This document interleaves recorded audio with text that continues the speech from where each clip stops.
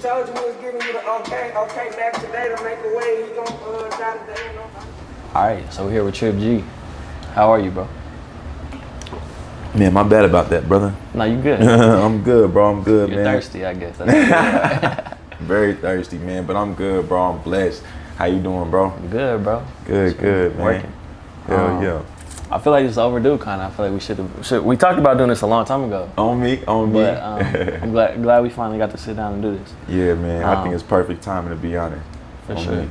So first one. So let's take it back, kind of tell the whole story a little bit. So are you born and raised in Oklahoma City? Yep.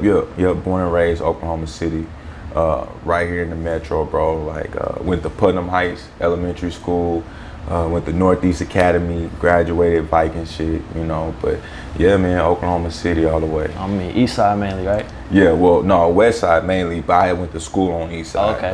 When I was like in high school, middle school type stuff. But yeah, I came up on the West Side. Okay. Yeah. And so, like, you kind of grew up in a musical family. Like, normally I'll ask people when they got into music, but it seems like there's not really a time you could point to, right? Right, man. You right on the money. You do your research, man. Yeah, bro. My dad, he was rapping and producing. He was doing all that. I just kind of grew up and watched him, you know what I'm saying, getting down, getting busy with the work. And shoot, like my mom, she loved music. She don't play like any instruments or nothing, but she used to be like a flag girl with the band and stuff. Okay. So she had her rhythm. But yeah, everybody around me, to my grandmother being in the choir at the church, to just uncles playing drums and pianos, music been everywhere. Okay, so what did you get into first? Like, were you playing instruments, or was it straight into the booth, or like how did that go? On me, it was the notepad first. I was writing, doing that. I didn't start playing any instruments until my 7th grade year, middle school year. Man, I was on the snare drum, and from there I just kind of worked up, and then I ended up becoming like a drum captain in my freshman year. I was on the snare and the bass drum, swapped on and off. But yeah, it was about middle school when I got into the instruments and shit like that. Okay, so when was the first time you recorded? Ooh, good question. 6th grade year. Okay. Y'all heard of Worm? Yeah. Y'all know Worm? Yeah, Yeah, man. Me and Worm go back. We went to the same middle school, and we had this group called Crunk Style. Okay. So like he the one that had the studio, everything, and we'll just go over there to his house and get the recording. And that was my first time really stepping in the booth and hearing my own voice over a track. That shit was crazy. So from there, like, how did you get into? I know you like learned to produce and stuff eventually too. So just kind of talk about like that progression and how you got from, you know, just jotting down stuff in the notepad to eventually like making full songs. Right. So it was like, shout out to my boy Worm again. He actually helped me start making beats and stuff like that. But it got to the point where I wanted to do more than just rap. You know what I'm saying? I felt like I could do more as an artist, whether if it was like harmonizing on a song or producing my own music, things like that. I just wanted to be more hands-on. So I had started getting into Fruity Loops probably around 2014, my freshman year in college.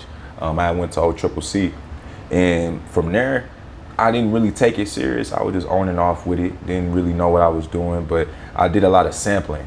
And I had sampled this Brown Sugar by D'Angelo, bro. That shit was a little classic for me. But from there, man, I just knew I was able to create my sound how I wanted to. So back then, I used to go under Young Trey before I switched my name over and whatnot. And I had produced a whole album. Like, it's on Apple Music, everything. I had produced the whole album, me, you know what I'm saying, just making the beats. But it was real rookie shit. You know, I think I was 19, had to be 19. But from there, I just knew I could make my own music. So then just these past few years, I just been kind of taking it more serious. And that's when you got like the Sipping on Tron. I've done a few other songs too that's not really coming off the rip. I just did the Throw It song I just released. And I got a whole project I'm releasing that I'm producing, so yeah. So how do you, I feel like, you know, being able to play instruments and understanding music, because a lot of people, it's different from being able to play a drum pad versus like having a full concept of like music. Yeah. So just talk about, like, you feel like that makes it easier on you when you're not even just producing, but like when you're writing songs and stuff like that? Yeah, I do. The reason because the way that I rap, my cadence, I rap with the drum. So like a lot of people when they rap, they kind of got a flow where they're rapping with the melody of the song. Yeah. I like to rap with the drums. So a lot of times my drums are fast paced, so my flow is chopped up and it's fast paced. And with me being able to play the bass drum and the snare drum, I just know the rhythm of how I want to make my beat and how I want to rap my cadence of the verse. So for me, it was definitely an advantage having that background music history and then just pushing forward with it in my music. You feel like playing the drums, that's why you ride the drums, just because you're more like sensitive to the drums in the beat? Yeah, man, I definitely think so. And I love 808s, man. I just love the do-do-do. If you can make the trunk rattle, then I feel like you didn't win. You won any battle. I don't care how good your song is, man. If that trunk going, you got it for that time. So for me, just having the rhythm of the drums and all that, that's exactly where I got it from, just being in the drum line. So at what point, I know you kind of say you were in college, you were still kind of just dabbling in it a little bit. So at what point did you decide like, this is something I need to take a little more serious and dive into a little further? Producing wise, I took that serious about 23. That's when I knew I can do it. I was like, let me take this what I've been doing and make this craft with it. My boy ADHD, we was making music together. We still make music together, but like we was in the studio day in and day out. And we had a project called Season 1. It's not up anymore, but he had produced most of that, or all of that actually.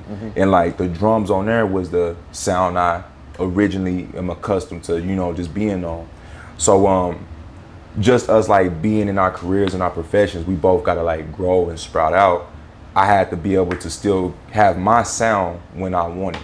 And it's like, shit, from there, it was kind of like, let me pick it up. Let me learn how to do it. I can do it, you know what I'm saying? And hey, I done came to this point where I can do the shit. Sure. So one thing I feel like a lot of people don't do a good job of, that you do like a great job of, honestly, is like everything other than the music, you know what I mean? Like it's a lot more that needs to go into to have a successful career. Like you can't just put music out. So just kind of touch on like, where did you get the ideas for some of the things that you've done, and or kind of what inspired you to do more than just throw albums out? Yeah, man, that's a really good question, bro. You on point. So I've really been focusing on the business aspect. I love music, you know what I'm saying, like how we talk, bro, that I've grew up with it. In this industry, there's a lot of shit you gotta deal with. And like I got a pre-taste of that here in the city. You know what I'm saying? Just seeing like how certain people move, how they network, how they act. You know what I'm saying? You get around one crowd of people and your energy is different than the people that you're over here with. So for me, the music, people are very competitive. Whether if you are a engineer, a rapper, producer, I feel like it's a very competitive sport. And bro, I don't got time to be competing with, you know what I'm saying, BS. So for me, I just kind of rerouted everything, readjusted, and looked into the business. And man, when I tell you like I'm loving the business side of everything, it just comes to me. Tripping Friends, that came up off the spot. Trippy Nice, then I came with that. You want something at the bar? Trippy Punch, Trippy Juice, you know what I'm saying? Just branching everything after me.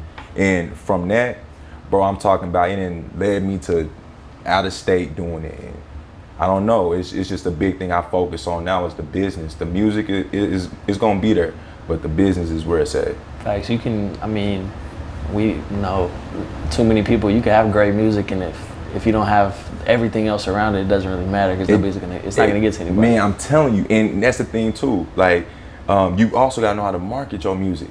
Through learning the business, I've been learning how to market my music better. Cause you gotta come off bread for this stuff, man. It's not cheap. So yeah, if your business ain't right, you can, like you said, you can be the greatest artist, man. But if you can't get it out to nobody, you just making music for yourself. So you touched on Tripping Friends a little bit. I want to kind of go a little deeper into it as far as like, where did you get the idea? And I mean, I feel like just touch on kind of like where you got the idea and kind of like what it's grown into since then. Okay. So My boy Reap, shout out to DJ Reap, shout out to DJ Nav. Nav was having a spot at Queen Lounge. Reap reeled me in. It was like they trying to look for some new entertainment to put together. And on the spot, I came with the Trippin' Friends. I already knew what the idea was for it, bro.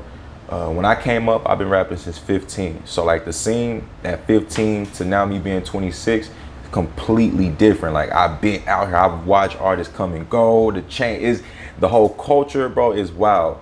So one of the things I struggled with coming up, I couldn't get shows. Like it was difficult. You had to know somebody or you had to be popular. And I wasn't a popular cat. Like people knew me, but I wasn't popular. Yeah. Like, you know what I'm saying? I didn't do extra antics for attention. I was just me. And that was the whole idea of Trippin' Friends, was to bring people in that, hey, you dope, you talented. This is not about popularity. I fucks with you. If you want to come out here and rock the mic, come on. You know what I'm saying? A lot of people's first show was Trippin' Friends, you know? Yeah. And I just stand on that, bro, just honoring, giving back to the city, giving back to the up and coming artists that's doing their thing. Hey, that's how you're supposed to do it. For sure. So what does that mean to you to be able to give artists their first show and like give them that opportunity when it wasn't given to you, you know what I mean? Man, it's big for me. I feel like that's the cycle. That's how it's supposed to be. If we keep doing it the same way, the culture, the city ain't gonna ever expand. It's not gonna ever grow. And I look at it from a selfless point of view, you know? So what, I couldn't get this gig 10 years ago. We here now. Yeah. Come on, rock it with me. And I done seen people come in young as 17, bro, and just really do their thing, bro. So it's dope to me. I really like to inspire and give back to the community. Yeah, that's dope. That's some people could take a lot from that. Like, I mean, we were just talking about it. Like, if no one's giving you an opportunity, you just got to make one. Yeah, you got to make one. It's the same type of thing we talked about off camera. On me. So let's get in. I like what you're doing with the day ones, the vlogs also. So let's get into that as far as just like kind of were you just trying to become like more visible, kind of the same type of thing, or just what your thought process was putting that together? So with the day ones, we actually got we got some more coming. I've been stocking them up so I can just throw them out. But Wiz Khalifa, shout out to Wiz, man. He definitely inspires me. I give him his roses. If I get to meet him in person, man, that's the guy, man, because I took a lot of notes from him and how he moved day to day, his little vlog and stuff like that. When I was coming up 15, I was watching it. I was seeing him like become an artist and everything he went through behind the scenes. And the fact he still does it to this day is mind blowing. So for me, I felt like I'm not really a vocal person on Twitter, not really a vocal person on these platforms. This is a way for people to get to know me, you know, my way, comfortably. I don't gotta do nothing extra or whatever. So that's where it came from. And shout out to my guy Deno Productions, my childhood best friend / camera guy. He came up with the concept with the little scratch out and the day ones, and that's how it came about, just off the rip. That's dope. So you talked about, one that I know you have coming. I want to talk about the event, the Throw It video shoot. Yeah. That was a crazy, like, dope idea to throw the pool party. So just kind of talk about that event and how it all went. Yeah. So, bro, that was my first time ever throwing an event like that. I was actually shocked with the people that showed up. Shout out to everybody that came and showed love. Man, if you didn't get to make it, we having another one, so no worries. I'm mad I didn't make it to the first No one. worries, bro, no worries. What I did learn from that experience, man, it's kind of hard to do a video shoot with the pool party. Some people don't want to be in the video per se. So we actually going back to reshoot the video. I'm gonna make it like an actual boot camp type. You'll see what I'm coming with. But as far as the party itself, man, it was dope. I had a good time. The people had a good time. Wasn't no fighting, no set tripping, no none of that. I had security there. You just came out there and got you some trippy juice and smoked you a blunt, man. Smoked you a joint and hopped in the pool. So it was dope, man. On me. Yeah, I heard a lot about it. I was supposed to go. I got caught up, man. Well, that second one, I'm gonna definitely have to make it out. Hell yeah, bro. So you've been traveling a lot lately too. Yeah. I see you got a Long Beach hat on. You've been in LA. So kind of talk about just like, it seems like you've been able to connect with a lot of people out there and just kind of what was the reason for you going out there in the first place? Yeah, crazy, right? So I have an aunt that's out there. Um, Man, I went to go see her a couple years ago. Actually my cousin JB, he had invited me out on the road with him. I want to say this was like 2016. We actually drove to Cali, man, and it changed my life. 19-hour drive was mind blowing. But I met my auntie out there, and I was like 22, man, 23, I want to say, somewhere around there, and I wasn't ready. The beginning of this year, I had texted her. I was like, "Auntie, I'm ready. I'm ready to move. I promise you. Like, let's get it." So she like booked the flight. What week you want to come with the woo? So I booked the flight. The whole team got their tickets, everything. I didn't even know that my aunt was as deep in as she was, man. She's actually a member of the Dog Pound. Smoke Yours crew. I don't know if y'all know Slink Johnson. Yeah, the comedian. Yeah, man, Black Jesus. Yeah. She's a part of his Smoke Yours crew, and she put in a lot of work here in the city. She's actually a rapper from here that was working back in the day. I went out there to go see her, and she had lined me up some plays. I linked in with Don Wine. I did a couple radio interviews, but I didn't even know what to expect, bro, to be honest. I went out there and just did my thing, and then next thing you know, it's like, all right, we got to book the flight back out there, you know? So Long Beach, I definitely see myself networking, moving out towards that way. It was just a blessing. That's all I can say, man. I didn't know what to expect. Yeah. How was Don Juan? Is he like that, like all the time? He's man, really, like... yeah, man. Hey, one of the trippiest things, and my mom's told me he been doing it, but bro, we was sitting there, bro, cooling the motherfucker, bro. When he hit the blunt through his nose, I was like, woo. That was the only thing, man. But besides that, man, he was cool as fuck, bro. He was just down to earth, man. You know what I'm saying? Chop game with you. Shit, it was just, I appreciated him and his hospitality for having me on this platform. It was real dope, man. Yeah, that's crazy. That's a icon for Man, not too many people know about him, which for sure. tripped me out. But then again, I realized the generations is a far gap in between. But yeah, it's a legend for sure. So one thing you touched on a little bit that I want to like circle back to is kind of like the growth of the industry and stuff in Oklahoma since you started. So just I kind of want to get your thoughts on like maybe what the biggest difference is since you started rapping at 15. Yeah. The biggest difference is the support. It's definitely the support. I feel like everybody is supporting everybody. I don't think that there is no like negativity in the air. For me, I haven't felt it. If people do feel that way, I kind of feel like either you're not putting in the work or you just feel some type of way. Because I feel like if you doing what you do and you focus on you, you're going to get the support. We definitely got some heavy hitters out here running the scene. Like with Southwest pushing the line, Neighborhood Barbie pushing the line, my sister KO pushing the line. Like everybody on their shit, so I feel like with the way that it's going, as long as we keep supporting each other, we gonna be the next state to really push out. Cause back then, bro, it wasn't, oh, you rap, I rap too and I'm better than you. And it's like, damn, bro, we both can't be good at what we do. We both can't. Now I'm seeing like everybody is merging, different camps, different teams. It's real dope, bro. For sure. That's a common thing. Like even since I've started asking people that question like a couple years ago, people didn't feel like they were supporting the city, and it just kind of seems like recently, it's turned a lot. Yeah, a lot. Like I was saying the last year or two, you know what I'm saying? There's a lot of people really pushing the line and making a difference. So yeah, it's a big change. For sure. So what do you feel like is still lacking? Like what do you feel like we're missing I mean, obviously the momentum and stuff in the whole state is crazy, but there hasn't been that breakthrough really yet. Right. So what do you feel like we're missing on that end? It's hard to say because I don't want to like generalize everyone under one thing, I don't know. I can't really answer that question. As what we're lacking individually, everybody can have better business. You know what I'm saying? So even myself, but as a city, what we all doing, I feel like we all doing what needs to be done.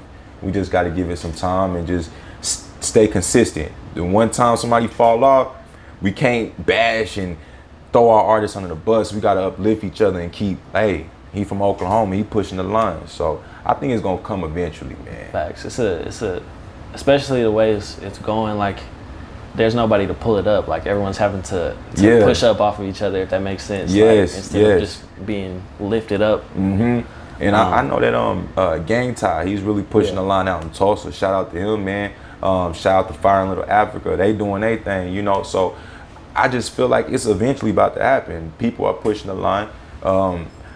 Everybody just make sure your business is just in line. So when it's your turn, you ready. That's it. Facts. So you talked about KO a little bit. I do want to get into like the usual suspects and just like, how did that relationship come about? Man, crazy and very organic too. Man, she had I had a Trippin' Friends show and she had pulled up and man, just looking superstar. You know what I'm saying? She pulled up, caught everybody's attention. So I'm like, hey, let me go introduce myself, bro. And I introduced myself to her and she was very sweet. It wasn't no superstar shit. It wasn't no, hey, what's up? It was like, hey, what's going on? I went to shook her hand and she said, I do hugs. She told me the same thing the first time I met her. And it was during COVID and she was like, nah, I know people don't do this really anymore, but I give hugs. Like, I was like, yeah, it's okay. On me. All love. So she gave me a hug, bro, and then she smelled good. I'm like, man, okay. I'm liking the whole energy. So from there, I noticed her like really pushing the line, doing what she was doing, grinding hard, bro. And New Wave, she was like, she wanted like a song. KO and New Wave already had prior connections before me. So I was like, well, shit, let's just bring it all together. Got ADHD on the beat. Let me tap in with KO. So we met up at a park, bro. We did the song. It's called New Wave. It's out now everywhere. But from there, we sat at the park after the video shoot for like 2 hours and just chopped it up, talked about music, talked about life, just all types of stuff, man. And we had said we want to do a project. So one thing about me is that when I say I'm gonna do something, I'm gonna do it. You know, it might take me a little bit of time to get around to it, but I'm gonna do it. Same thing with her, bro. And next thing you know, we just started building from there. She started pulling up, we started working, and then you got the usual suspects. She was crazy. Okay, so was that, what was the vision with that? Like, obviously it seems like it was super organic. Was it, were y'all making music to build the project, or did y'all just end up with so much music that there was a project? You know right. Yeah, we was just going. We was just going and going. We got songs that didn't even make the cut. We're currently working on the next joint right now, man. That is so dope. But yeah, we got songs that didn't make the cut. We was just working and locked in, and then we got to about 15, and that's when we was like, all right, let's start making some, you know, actually picking out, because we were just on the road. Just if we didn't do that, we would have been making about 30, 40 songs and still going. So yeah, it was like that. Okay, so you kind of hinted a little bit about something you got going. What do we need to look forward to as far as, you say you got a new project with KO maybe? Yeah. So me and her, I don't know when we're gonna have it finalized, but we working on it. I do know she got an album that she's finishing up, and I got an EP that's just about done. So we're gonna get those out first. But we are working on the next project, Usual Suspects joint. So just be expecting that probably first quarter next year, second quarter around then. For sure. And then so you got an EP coming too? Yeah, man. All produced by me except for one song. Shout out to my boy Boo. But it's called No Pressure. And that's the one that Throw It is gonna be on. Okay. Yeah. You got a timetable for that? Shoot. No, I don't. It's gonna be in the next 2 months for sure. But I don't have like a exact date and whatever, because I gotta make a few plays. But yeah, it's coming. For sure. Well, I'm excited to see what's coming. One more thing I wanted to ask you, as far as like kind of touch on, like, you know, do you feel like you need to move to get past a certain level? Ooh, man, you got some great questions. Yeah, to keep it 100%, man. I don't know what else to do here. You know what I'm saying? I don't know what else there is needed for me to do here. I do feel like I gotta shake the spot, and maybe I can shake the spot and come back. But for me, bro, I'm really planning on just getting me, my daughter, my brother, moms, and busting out. Hopefully in the next few years on me. For sure. I think that there's definitely something about being new to a spot that'll help you out, and you know what I mean? Yeah. Create kind of buzz and stuff like that. Like it's people, weird. Yeah. People get used to seeing you almost like which is fucked up, but like you know what I mean? We don't. I know we don't exactly people what you see mean. every day and people are around. You don't really appreciate kind of what they got going on. You're not really like as excited. Oh. Facts. But when you see somebody, who is that? It kind of give you that curiosity, like who is that person? What are they doing here in my city? And then you hear him, oh, he sound good, you know. But yeah, you're right. Facts. Man, well, whatever the plans end up being, I'm wish you luck and excited to see what you got coming. Appreciate you coming to sit down with us. That's nothing, bro. Appreciate y'all, man. Okay, on me. Yo, what's good, y'all? This Trip G. You can follow me everywhere at Trip G Official. I'm here to give y'all the okay.